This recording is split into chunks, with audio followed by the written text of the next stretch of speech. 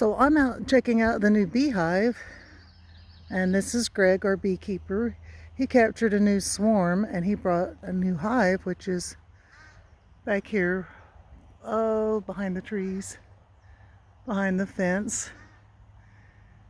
And he is taking some of the frames out of one of the old hives and moving them into the new.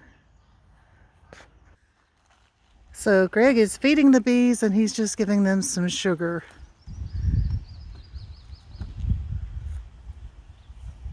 You can see the smoker where he smoked the hives to calm them down before he opened them.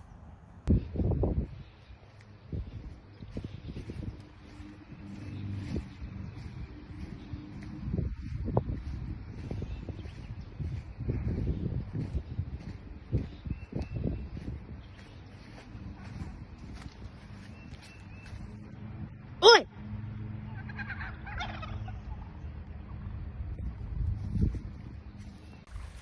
So it's almost closing time and we've let the chickens out and we're supposed to put them back into the coop.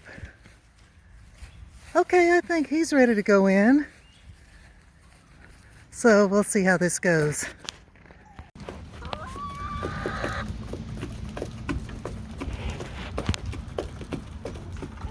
Oh, she's smart. She ran up the ramp. Okay, so Kaylee's chasing the two stragglers again. It's under the corn crib, I hear it. Here she is. Chick, chick, chick.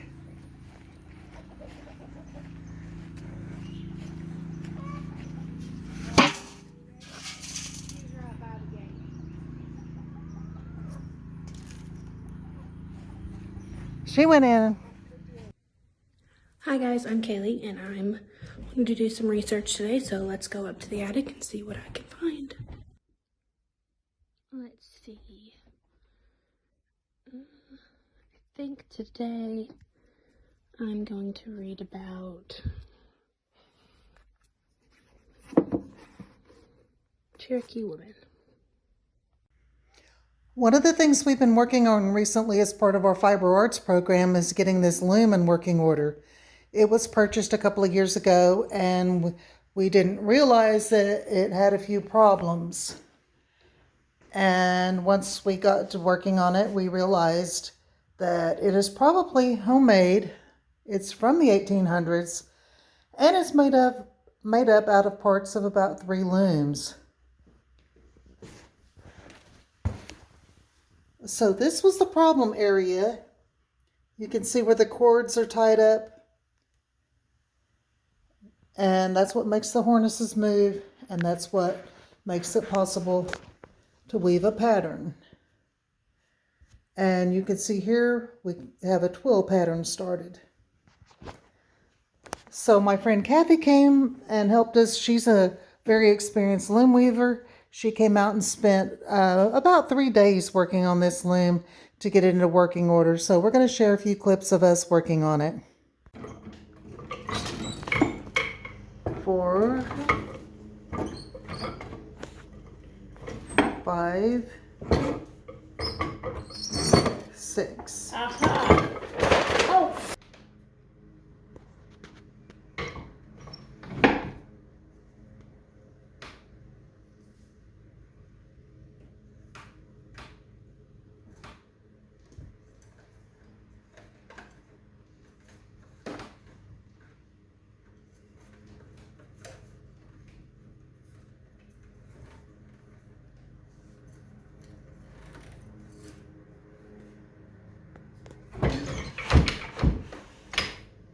So we are getting some photographs ready for the blog post. I don't know if you guys know about it, but we have a blog called Root Hog or Die that is up on WordPress. I think our Facebook is linked to it, so you can check that out if you want to. Anyway, this month's post is about the fencing, and so I thought that since I have to take some photographs for it, I may as well go ahead and kind of show you guys what it looks like a little bit. So this is all the work that has been going into the site so far on this side on the farm side. It's pretty exciting because this month we're supposed to be getting our ram in. So we'll have the first of our sheep in here pretty soon. And it's so exciting because this is like a huge goal that we have been working tirelessly towards for the last probably about 6 or 7 years now. And to be able to see all this fencing going up, you know, in preparation for everything, it's kind of like a dream come true. I almost don't believe that it's actually happening, but it's just so exciting to be able to see all of this progress that's being made. And so I know it just looks like a fence to some people, but to those of us who have been working really hard to get this place into a farm, it's a sign of promise. It's a sign of promise of things to come, and so we're really excited about it. So we've got the fencing around here, and I'll see if El Jefe will be able to take a minute to kind of record a little tour.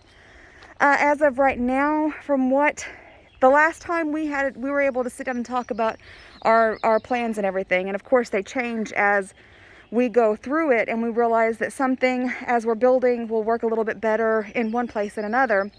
You know, so sometimes those kind of plans change, but as of right now, this area right here is going to be our small area. We're going to put a larger staple garden back in here because this is where the one was in this area here.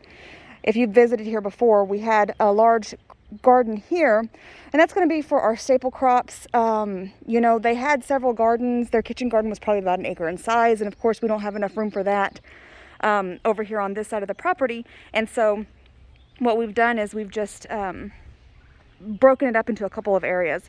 And so this area here is going back into our staple garden, where we're going to have, we'll be able to grow our beets here because they take up a lot of space, our onion, maybe put some garlic in here, I'm not sure, pole beans and things like that take up a large amount of space, but that produce a really great crop. We're going to go ahead and put those back in here.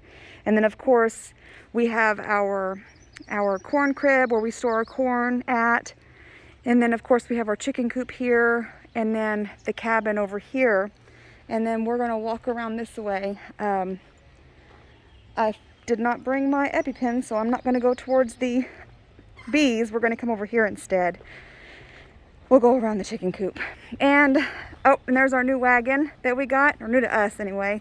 And so we'll be able to start using that to haul goods across the site, which is going to be really great whenever the site opens up quite a bit more. And then of course on this side, it's our it's our field crops.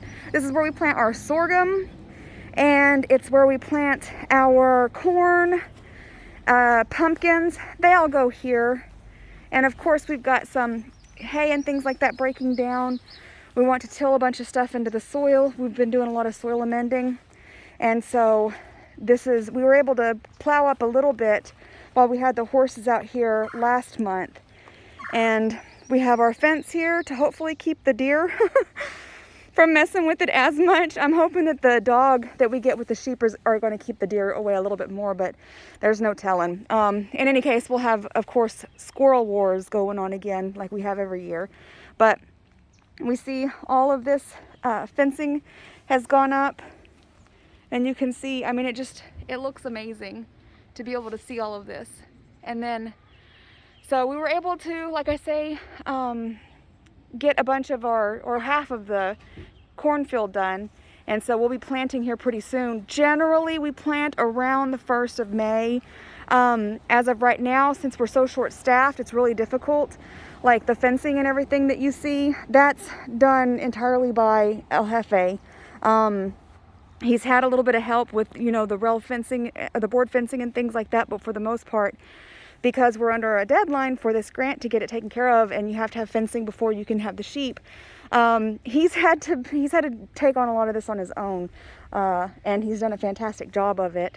We also have the planting coming up here pretty soon, and hopefully we'll be able to just take a pause from the inside work that we've been having to do to get the house ready to reopen again, our regular work that we do every spring to get the site taken care of, because we do like regular spring cleaning and everything.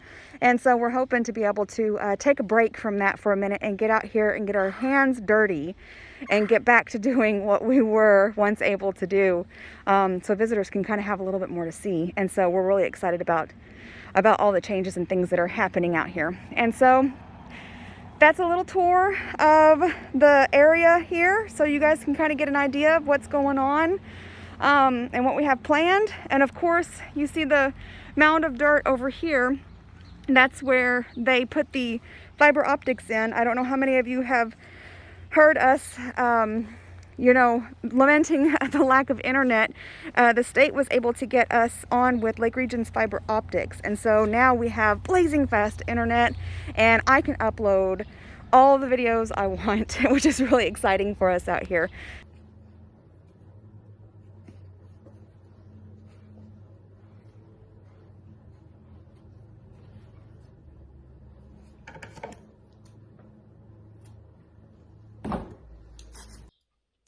Hi folks, so as a part of this vlog, I wanted to show you a little bit of something that we developed over the last year for teachers, to be able to give a couple of tools to their students who, you know, they couldn't come out here because of the pandemic was going on, or because budget cuts had been so bad that they weren't able to go on field trips to places. We wanted to kind of have a field trip in a box to give to some of the underfunded schools, or schools who weren't able to, you know, going to be able to come see us. And so out of that thought, we developed a teacher's kit, a teacher's education kit that we're going to be able to use for them. And we already, so we got a grant through the Oklahoma Humanities. They were generous enough to grant the money to us, and we were able to develop a full program in a box for them, which is pretty exciting. And so I thought I'd do a little unboxing for you for this. All right, so whenever teachers get they just get it in a little box like this, and because we had to ship some of them.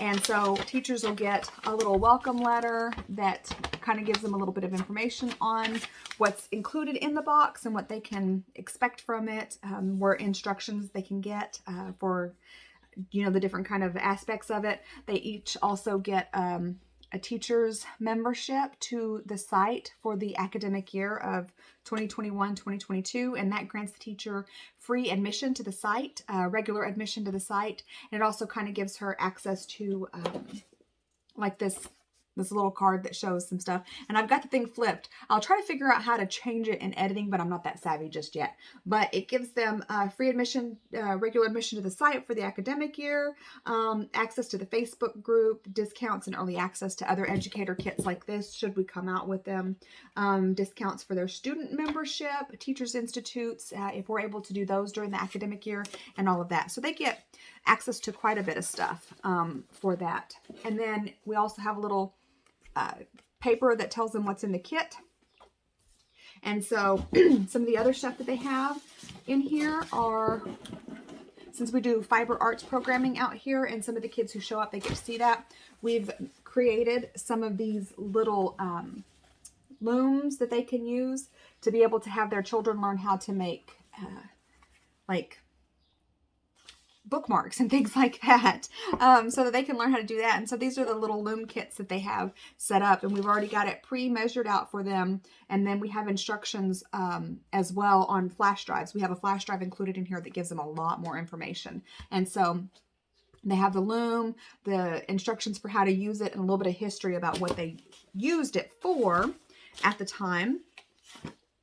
And then we also have a couple of different toys that they would have used at the time for the kids. And so we have dolls and marbles, because the kids would have, and then of course instructions on how to make these too, so that they could learn how the kids made their own toys at the time. And it has our little label on it that talks about the general store at the site and everything.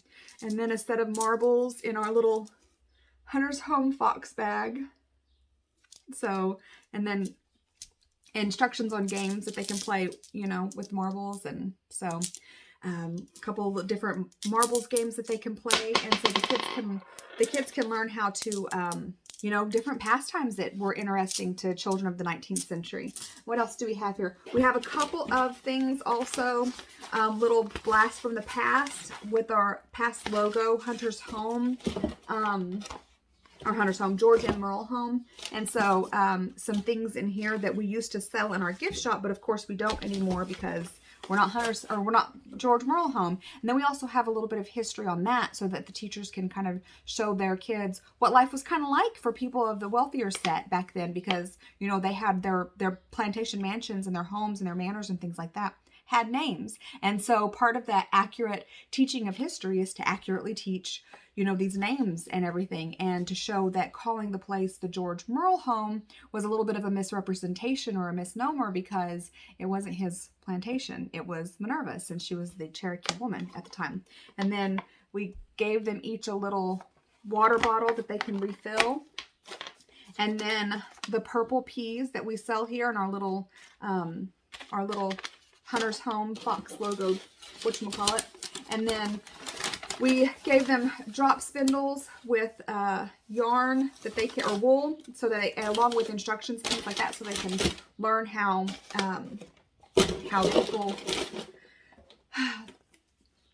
spun wool at the time as well. And so they could learn how to do all that stuff and kind of give them a little bit of hands-on that they would have gotten if they would be able to come out here to the site. Now we also include a flash drive in the kit, and in the flash drive it has video tours of the site. And so we go through and we talk about different aspects of the tours that kids aren't really going to be able to get whenever they come, unless they come out here and they're able to be out here for a long enough time to be able to see these. So we've broken them down into videos that show different aspects of the house, different explanations of what each room was for, because there was a lot of definition behind the rooms as well. So your parlor was a place for company, and that's it, and entertainment and things like that. Whereas your sitting room is going to be where the family kind of hangs out, but also a bedroom and things like that. We also have demonstration videos on the flash drive where we're showing how to plow fields, how to weave, and set up looms and things like that. And then we also have a couple of different adaptable lesson plan ideas that they can use in math and everything, so that we're showing how history is not only history, but it also ties into STEM teaching and things like that, because there's a lot of science and technology and things like that go into being able to not only survive, but also to thrive in the 19th century. And those are the things that we like to teach people as they come out here. And so with this box and the flash drive and the resources that we include on there, we're hoping that this is going to be able to help teachers to be able to get more tools for their students to be able to learn this history, even whenever they can't be out here with us. And so I thought you guys would like to see, you know, some of the stuff that's going on, and a couple of the other behind the scenes aspects of what we do out here. It's not just a historic site where people come out and, you know, see a pretty house and furniture and, you know, lovely fields with animals and plants and things like that. It's also, you know, there's a lot of thought put behind there to make sure that we are providing a service for people in our region as much as possible. So I thought you guys might enjoy that. Bye.